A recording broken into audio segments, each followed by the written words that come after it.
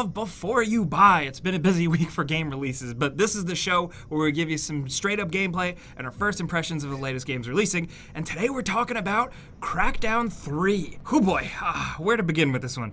This is the return of an Xbox franchise that was revealed years ago, teased for so long, delayed for quite a bit, and anticipated a lot. Especially for me, the original Crackdown is a total early 360 era action classic, one I hold very near and dear to my heart. There's a lot resting on this game, it seems, for some folks, and I'm honestly not sure the game was ever intended to hold the weight on its shoulders in the first place. Now, I've had my hands on a review copy for some time now, and I gotta say, this is a 2-act play. Single-player Crackdown 3 is entirely separate from the multiplayer mode that is also included that is launched in a separate app. And basically, I think one part of the game is good, and one part is not so good.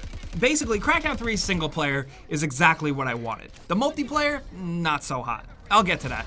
Single player. I do feel like a lot of people aren't going to be into this. I might be in the minority here. It feels like a direct pickup of Crackdown. It plays incredibly similar. The vibe is the same, the voiceovers are just as corny, the villains are kind of generic, the world is a little bland in spots, and the story is bare bones. But it's so much damn fun. The gameplay is good. Is it simple? Yeah. Is it a decent game to turn your brain off and just go nuts in a virtual playground as a superhero cop guy? Yeah. Very much. Oh, and just as a heads up before I get deeper into it, the gameplay I captured here is running on the PC version.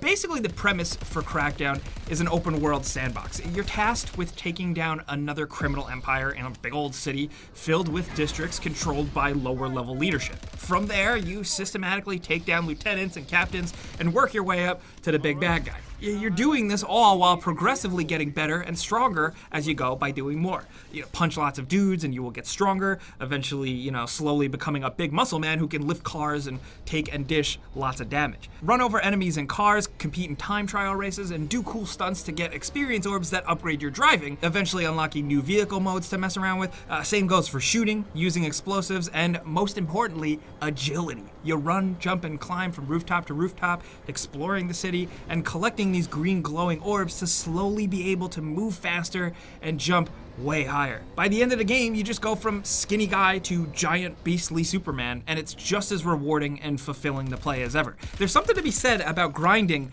and seeing your progress physically manifest in front of you as you gradually just look cooler and get more abilities. More weapon types and a cool ground pound definitely shakes up the formula a bit, and the same goes for the vehicles. I'm really bummed to see they don't just transform to your levels like they used to, but now you can unlock and swap on the fly between like a race car, an all-terrain vehicle, and a tank. The problem is, they just don't control very well at all. I'd rather be jumping on rooftops. The car can get thrown off track by even the smallest of things. It's really squirrely. The all-terrain vehicle is so floaty and goofy, it's almost useless. It is cool to drive up buildings and stuff, like with gravity wheels. It's definitely a big change for the game, but it's usually just more awkward than it's worth.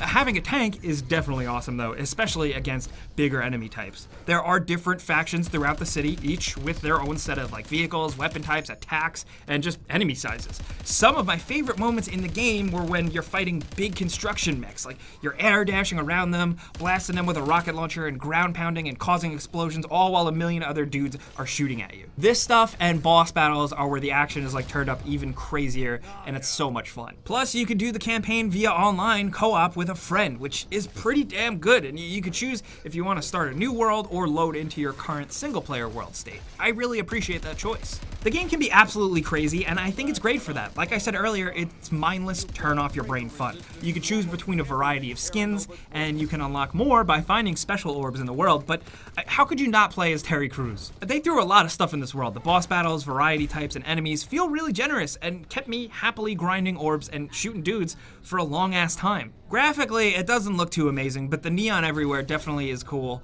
on a good monitor or TV. The world can be kind of bland and empty the deeper you go into it, but some of it is built like a playground, and it's been relatively smooth through all the chaos too, which is really good. But again, mostly I played on PC, so the frame rate is obviously going to be better. The game does feel a little simple, like I said, a little more old school. It still kind of feels like a 360 era game, just with some better tech behind it. Full transparency, I'm a big fan of the original, like I said, so I definitely have a different perspective and a higher tolerance. Will the game win new fans? Or maybe they'll just be sort of underwhelmed? I'm not so sure. Could it be fresher? Yeah. Could it have more new stuff?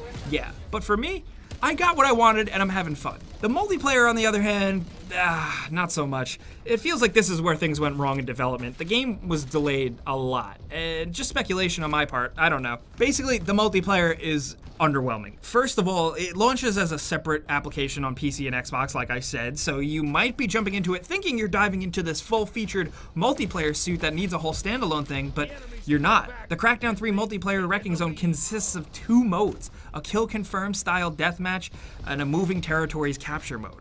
Both are teams of 5-on-5. You pick your skin from a few different agents, adjust your loadout and one charged ability, and that's it. There's no progression, no ranking, no real control over matchmaking. That's it. Not only that, you can't matchmake with friend groups. That's a huge omission. You know, one, to be fair, Xbox did say is coming soon in an update along with just other stuff. But still, the fact that it's shipping this way says a lot about the multiplayer. It all just feels like a demo because there's so little on offer. I think the ability to level up and get stronger and vehicles and all that in the Crackdown world had so much potential for cool multiplayer stuff, but they went for a simple red versus blue team deathmatch approach with a gimmick of destructible environments. And the problem is, the whole emphasis on the destructible environments, it doesn't provide much strategic use or do much at all. It's really cool to, charge bash through a wall. I like that all the agents start completely overpowered right from the start, but you're also so agile that, like, someone blowing away the ground beneath you doesn't really mean much for you losing your footing because you have so much boosting and double jumping. A lot of the debris and stuff just kind of flops around like styrofoam, and it's not that big of a deal. The destroyed environments look impressive, but you just don't feel much behind it because, like I said, it doesn't matter much to gameplay. Destruction just felt more weighted in the likes of games like Red Faction Guerrilla. It's just on a bigger scale here. It's just a one-trick pony. Lock on, shoot your target, that's it. Weird for multiplayer. I think there's potential for more. I thought there was from the beginning, but as of right now, I'm just disappointed. They can flesh it out with modes, and it sorely needs some sort of progression. But again, this feels like a demo. Thankfully, I sure as hell didn't come to Crackdown for the competitive multiplayer. I came for the campaign and the co-op, and at least that's really fun. But again, this is a before you buy. I gave you some pros, some cons, and some personal opinion, a lot here. So now I definitely want to hear yours down in the comments. This video is of course dropping a little bit before the game releases, but I want to know your hopes, dreams, expectations, if you have any at all, your memories with the previous Crackdown games, anything. Let's talk about Crackdown down in the comments. Of course, as always though, if you got any other questions for me, be sure to hit me up on Twitter at Jake Baldino. And if you learned something, clicking the like button helps us out a ton. We really appreciate it. And if you're new, it's worth subscribing and hitting that notification bell because we put out videos every single day, dude. But as always, thanks for watching. We'll see you guys next time.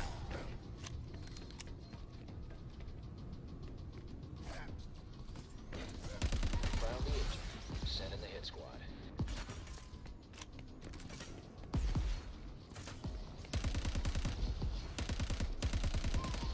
Tactical engagement is over. Pull back.